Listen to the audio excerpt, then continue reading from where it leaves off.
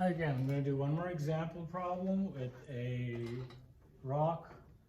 Let's make it a 1.5 kg rock that is spinning around in a circle tied to a string. The radius is 1.2 meters of this string. Say it has a frequency of 3 hertz, basically saying it goes around 3 times in 1 second. And the mass of it is 1.5 kg. And they want to know, well, what is the centripetal acceleration of this rock, as well as what is the centripetal force needed to keep that rock going in a circle at that speed. And the centripetal force, which of course is also the same as asking the question, what is the tension needed to keep that object going in a circle? And so here you see, okay, well, I need to find the centripetal acceleration. That's v squared over r, but I don't have v. But v is 2 pi r over t, and I can find that by finding the frequency, because the frequency I can find the period.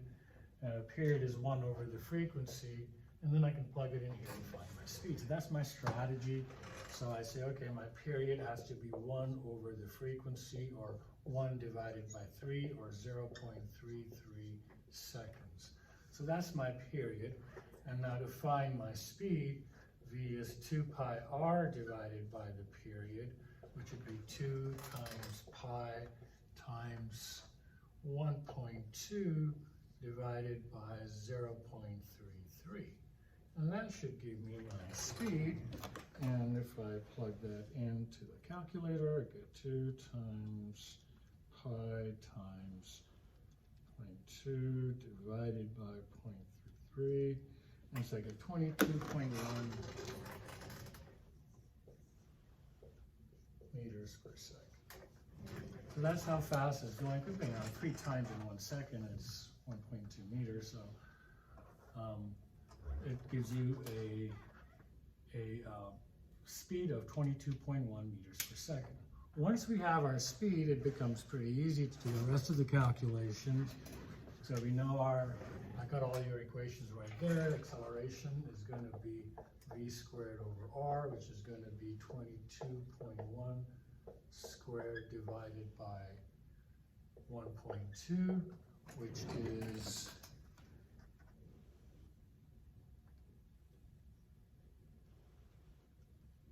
407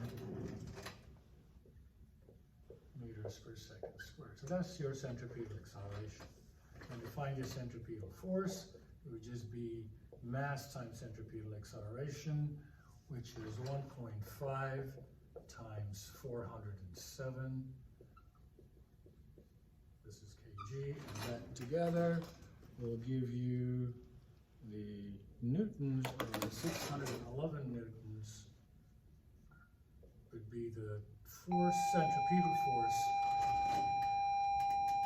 needed to keep this thing going in a circle. And of course, centripetal force is being supplied by tension. Okay, that's all for now. I hope it helps.